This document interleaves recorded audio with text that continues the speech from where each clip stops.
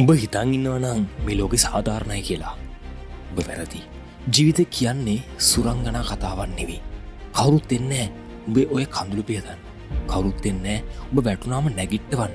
උඹේ ප්‍රශ්න, උඹේ දුක, උඹේ මානසිය මේ ලෝකෙට වැඩක් නැහැ. ලෝකෙට වැඩක් තියෙන්නේ උඹ දිනනවද, උඹ පරදිනවද කියන එක විතරයි. මේක අහගන්න. මේක තමයි ඇත්ත.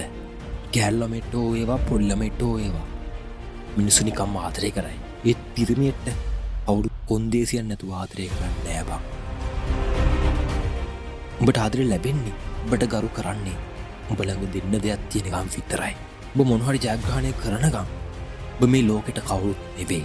උඹ තනිකරම නිකමෙන්. දැන් උඹට මැරෙන්න තරම් වේදනයිද? හැමදේම එපා වෙලා තිබුණා. ඒ වේදනාවට වෛර කරන්න එපා. මොකද දන්නවද? යකඩයක් වුණත් කඩුවක් වෙන්නේ හොඳටම රත් වෙලා. හොඳටම තැළුණාට පස්සේ ඔබ දැන් ওই විදින වේදනාවක් තමයි ඔබ ඇතුළේ ඉන්න පොඩි කොල්ලව මරලා ඔබ නියම රියල් පිරිමික් විතරපත් කරන්නේ. පිරිමික් වෙනවා කියන්නේ වයසට යන්නේ විතරක් නෙවෙයි බං. වගකීම් ගන්න එක.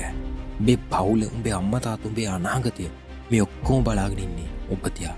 ඔබ දුර්වල වුණොත් ඒ හැමෝම ඉවරයි. ඒ නිසා අඩන එක නවත්තපන්. ලෝකෙ කවදාවත් ඔබට කරුණාව දක්වන්නේ නැහැ.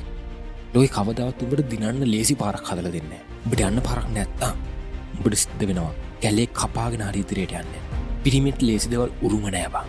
පිරිමිට උරුම සටන විතරයි. ඔබ හිට උදේ නැගිටිද්දී කන්නාඩියේ මූණ බලලා ඔබටම කියාගනි. මම හැමදේම බාර ගන්නවා. මම මේ කුඩ දානවා කියලා. මොකද ඔබ ජීවිතය හදාගන්න පුළුවන් එකම එක ඔබ විතරයි.